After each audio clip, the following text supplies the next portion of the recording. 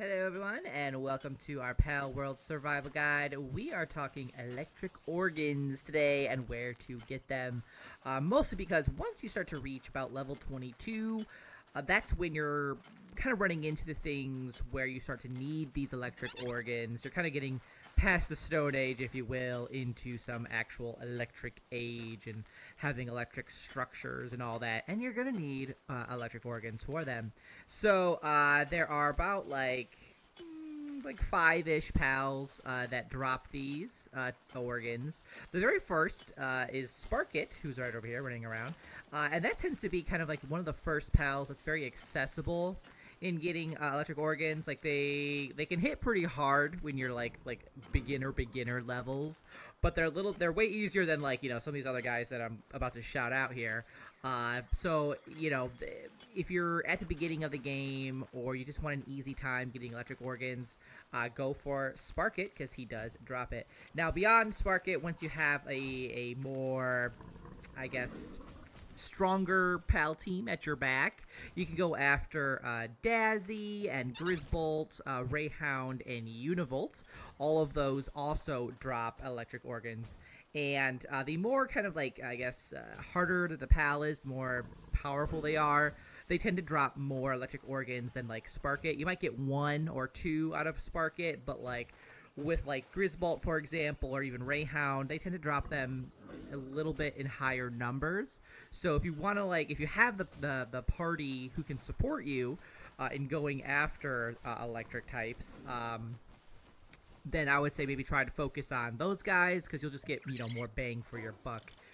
You'll spend a little less time trying to harvest those. So if you are going to go after electric types, if we look at our elements here, you're definitely going to want to have a strong ground type pal group, pal party, because that's what they are obviously strong against. So just kind of keep that in mind. Now you can also buy electric organs if you don't really want to, if you have a lot of coin and you just don't want to go out hunting pals.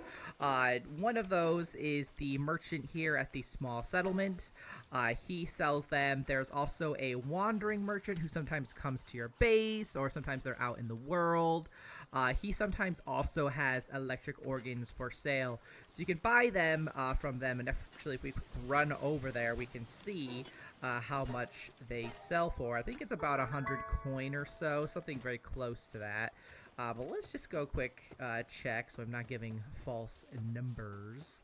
But, you know, you can buy them, like I said, if you have a lot of coin, which I do. So, you know, I might have to do that if I run low myself. So let's see here.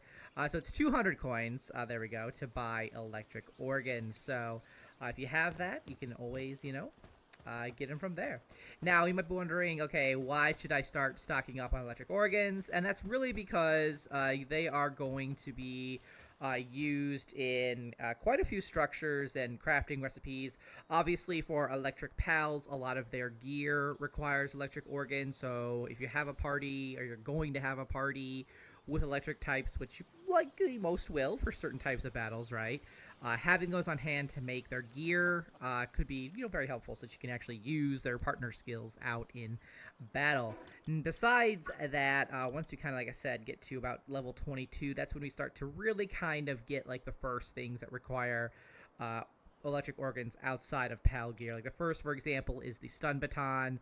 That alone requires 20 electric organs, so pretty expensive. Obviously useful though for you know, if you're a melee kind of based character, useful for smacking around pals and making them a little bit weaker, easier to capture.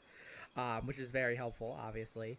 And then, you know, you're going to need the power generator, and this is very important once you start to get more advanced in your base, because this is going to be powering a lot of different things in your base. So obviously you'll need another 20 organs like for that.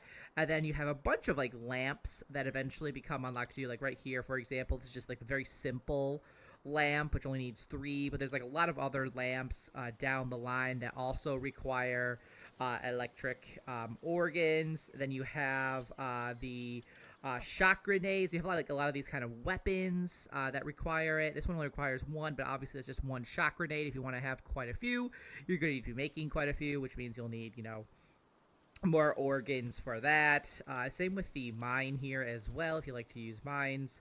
And then if we go down even further, there's something like the electric pylon. Here we go, and that just kind of like makes your electricity generating pals more efficient, so that's very helpful. And that's like 30 electric organs right there. And then there's also even some ancient technology that requires electric organs. For example, there is the Homeward Thundercloud, which we'll kind of go into this because it's actually really cool.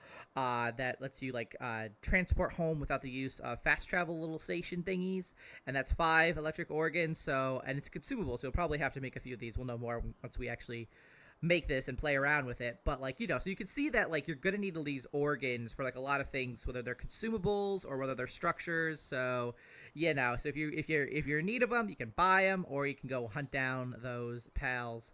But yeah, that is it. So thanks so much for watching, guys. I will see you in the next one. Until then, keep surviving and keep thriving.